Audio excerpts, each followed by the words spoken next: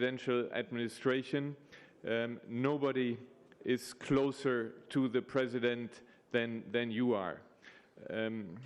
Andrei, there have been 3 summits now. You had the EU summit where Ukraine was granted the candidate status. You had the G7, which expressed its solidarity with your country. We now have the NATO summit, and we were all very impressed by the speech that the president gave to the heads of state and government of NATO. How do you see the international community set up right now in support of Ukraine? How satisfied are you with these summits? What are your expectations to the international community here in Madrid and beyond?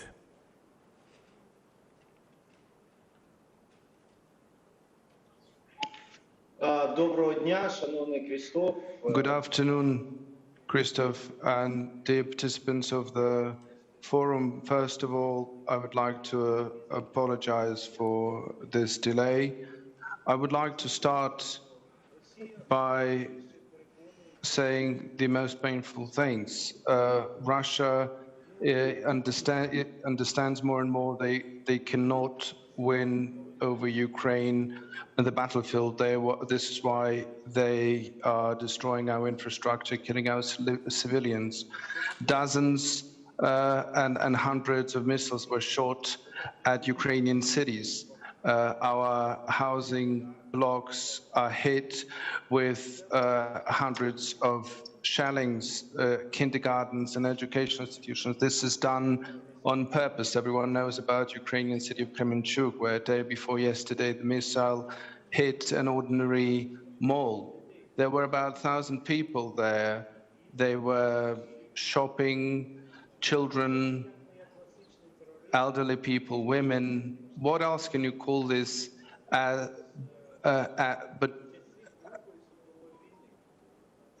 not as the terrorism. Ukraine, all the terrorist methods, mass killings, torturing, the energy and food crisis that has been planned in advance and is negatively impacting all people on the planet. And this is done only to break the resistance of certain countries and to exhaust pressure on the international community.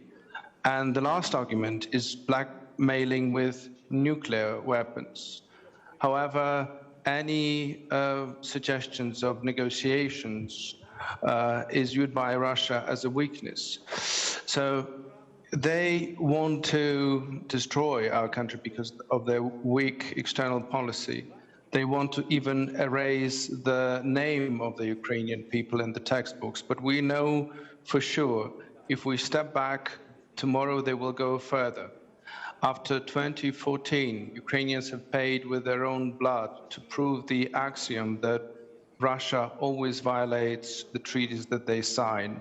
We are dealing with the ideologies and practices which remind us the worst examples of the previous centuries. The history taught us that the appetite of the aggressor is only growing. This is why it is not only Europe that is under threat, but the whole humanity. And we think that unless we stop Russia here in Ukraine, NATO will have to be dragged into this war. And the aggressor, which is not punished, gives a possibility to other criminals to build their and develop their occupying plans. More and more politicians now think that Russia should not win in the war that they started with Ukraine. That is very good, but unfortunately not everyone understands that it is Ukraine that should win in this war. Where is the guarantee that Russia will not be able to do the same with some other country to destroy the economic and military potential of the aggressor? We need to join forces of the majority of the countries in several areas. First of all, efficient weaponry supply, ammunition and shells in sufficient numbers and as soon as possible in order to save as many people as possible who are dying on the daily basis. Women, children, elderly citizens Second is the incremental sanction pressure without any doubts or pauses in order to reduce as soon as possible and deplete the resources of the aggressors. The international working group co-spearheaded by me and McFall have published the fourth sanction document. This time around, it will be about strengthening financial sanctions, building a fair international order that would guarantee the adherence to the human norms and law. I do agree with you, Christopher, that the world is not divided into communist world and capitalist West. There are those who want to stick to the civilized rules and aggressors who are violating all sorts of rules and any order. The war in Ukraine speeded up many processes in the world. Life will not be the same as it used to be before. We're seeing the real crisis of international security system. This is why together we have to build a new one. Before that, North Atlantic Treaty Organization was the most secure umbrella of the world.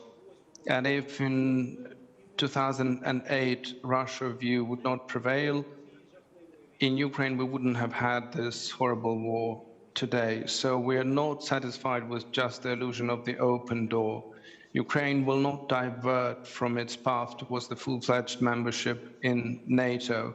Ukrainian army and Ukrainian people, with its bravery, is proving on the daily basis that our membership will only strengthen the North Atlantic Treaty Organization. And we are very glad that NATO is becoming stronger and is including such friends of Ukraine as Sweden and Finland. But yet another important step towards a secure world is establishing an effective mechanism of guarantees for Ukraine. For that purpose, with the former Secretary General, Mr. Rasmussen, we created an international consultation group. We are preparing a set of activities that would strengthen the defense capability and military capacity of Ukraine, maximum integration of Ukraine into international political economic formats, long-term economic and financial sanctions that will make it impossible for new aggression to happen. At the same time, we also have to strengthen international law and reform international structure. The violators of the fundamental principles should not immediately lose their vote right in the Security Council, but should also be excluded from UN and other international platforms. We need the full-fledged isolation of the criminals. I want to express the words of biggest gratitude to the United States and other partners of Ukraine, to the real friends of Ukraine for your support. We are very grateful to the countries of the European Union for their big trust and for providing Ukraine the candidate status. We all together have to win over Ukraine and punish the aggressor and make the world a safer place to live for our people and for the future generations. I would like to thank you very much for this opportunity to address such an honorable audience. Slava Ukraini, and glory to the protectors of Ukraine. Thank you very much. Thank you for your attention.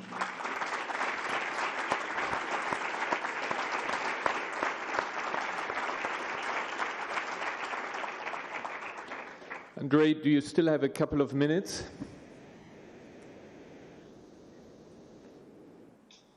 Yes, of course, it's a pleasure. So thank you very much for a very powerful statement. I gather from what you said that first importance is weaponry, ammunition. Second, increase of sanction pressure. Third, integration into international community, full membership of NATO, support again of international community. Now you have, and I think this is a very important event today, you have invited the G20 president, the Indonesian president, to your country. He is in Kiev today. this brings me to a question. You know, I was ambassador at the UN before, and at the UN, of course, we see, and you have the full support, you had the 141 countries that condemned Russia's aggression. At the same time, you do have, when you look into some other votes, you see that there are a lot of countries that are abstaining. You have a lot of countries that follow the narrative that the increase of food prices and energy prices are due to the sanctions that the so-called West is imposing on Russia, and therefore they are the victims of it. There is some equidistance in many countries towards this conflict. How concerned are you about this? What do you do about it? What is your advice to see to it that we actually do, as you said, that we work and implement and fight for the rules-based international order, for the Charter of the UN to be implemented, and not that we don't follow the narrative that is, of course, followed by, or the propaganda by Russia, and we have to admit also China. What is your advice there?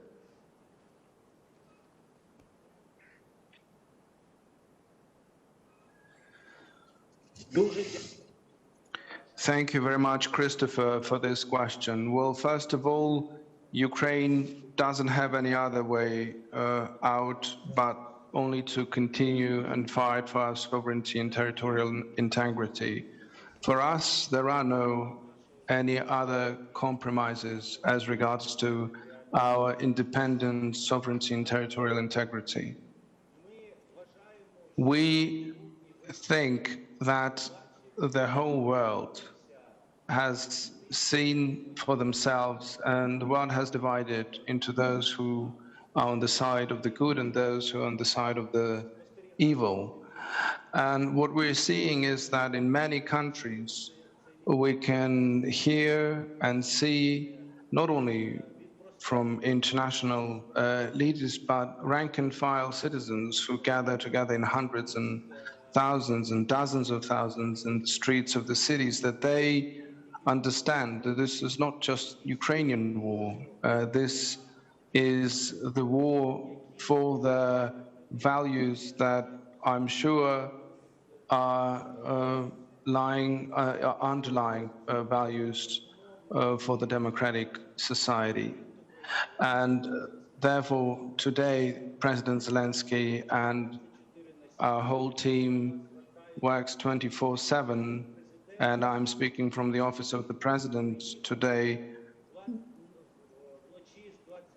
We came here at night on the 23rd and /24th of June.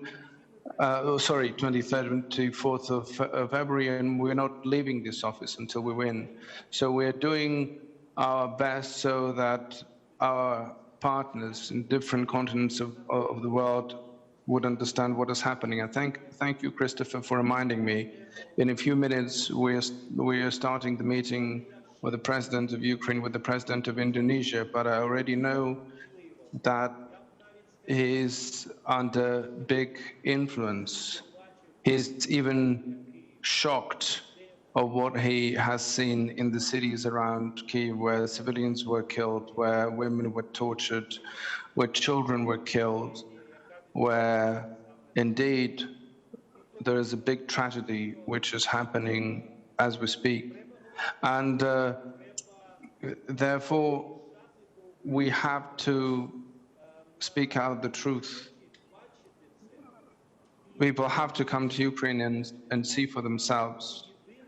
And as I said, we have to be united in the effort to win over and to bring back the international law and respect to any country, no matter how big the country is, how small the country is, no matter where it is situated geographically. We have to come back to a civilized way of coexistence. And again, I would like to say that Ukraine really requires a reliable security system a reliable guarantee system to make sure that this would never happen again. Thank you very much, Andriy, for this very strong statement, and I can from my side only confirm, and I speak for everybody in the room here, that indeed you are defending the values of democracy, you are defending the rules-based international order, the Charter of the UN, the Universal Declaration of Human Rights, and we are with you. It is very important that you have with Indonesia, the head of G20, I think it's a very important meeting, that this spirit, the spirit of respect for international law, of the rejection of the war crimes committed by Russia, as you said, the terrorism, the mass killing, that this is stopped, but also that we call a spade a spade. With these words, I would like to say goodbye to you. I hope that next year, at next year's NATO summit, we'll have you, we have President Zelensky in person here, that you can then describe how you were successful and how you actually are an example for the fight against mass murderers, the fight against those who commit war crimes. Andriy, I would like to give you, with all the people in the audience, a hand of applause. Good luck to you. We are with you. Thank you very much, Andriy. Дуже вам дякую. Thank you very much.